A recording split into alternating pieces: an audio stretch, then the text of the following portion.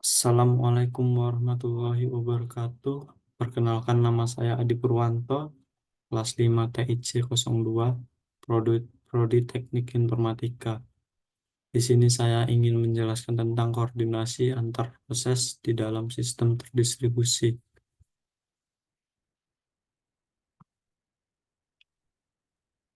Koordinasi antar proses ada beberapa. Yang pertama, mutual exclusion, deadlock, starvation, sinkronasi.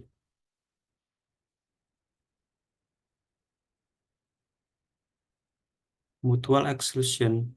Pengertian ini, mutual exclusion adalah jaminan hanya satu proses yang mengakses sumber daya pada suatu interval waktu tertentu, sedangkan proses lain dilarang mengerjakan hal yang sama.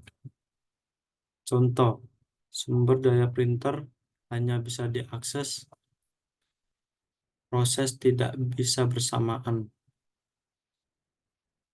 Sumber daya ini disebut sumber daya kritis dan bagian program yang menggunakan sumber daya kritis disebut critical region atau section.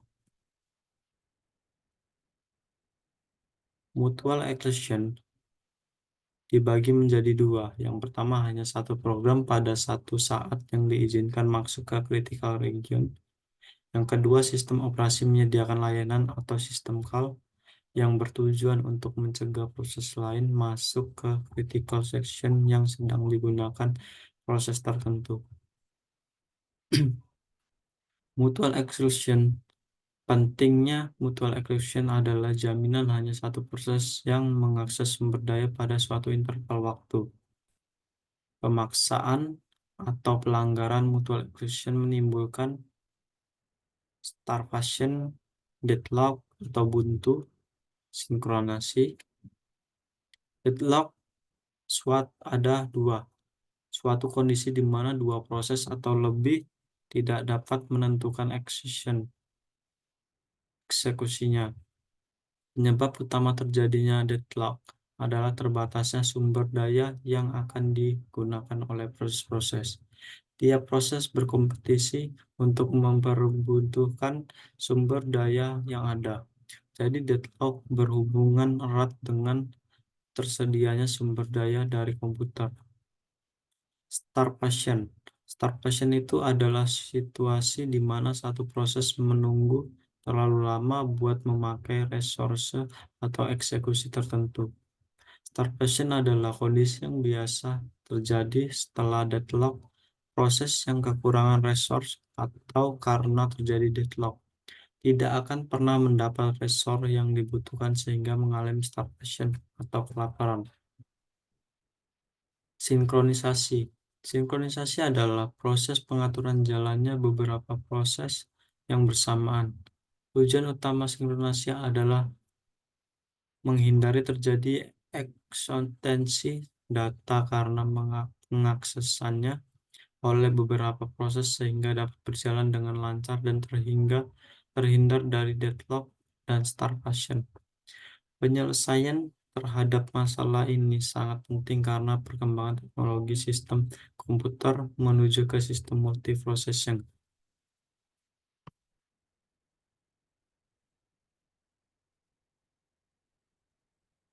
Proses-proses atau masuk ke daerah critical section tidak boleh saling memblok. Jika proses-proses saling memblok ketika akan masuk di critical section, maka akan terjadi pula deadlock. Ini salah satu penyebab line deadlock. Karena jika proses-proses saling memblok, maka selamanya proses-proses tersebut tidak akan masuk ke critical section. Oleh karena itu akan terjadi deadlock atau buntu dan proses-proses yang telah berjalan tidak akan selesai dengan sempurna.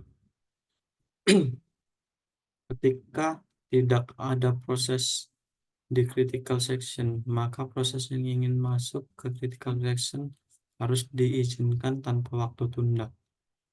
Fungsi seperti itu mutlak harus ada dalam sistem operasi. Hal ini berfungsi untuk mencegah adanya deadlock.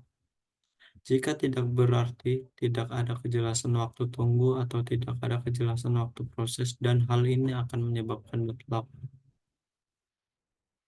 Metode dan algoritma untuk menjamin mutual exclusion log variables.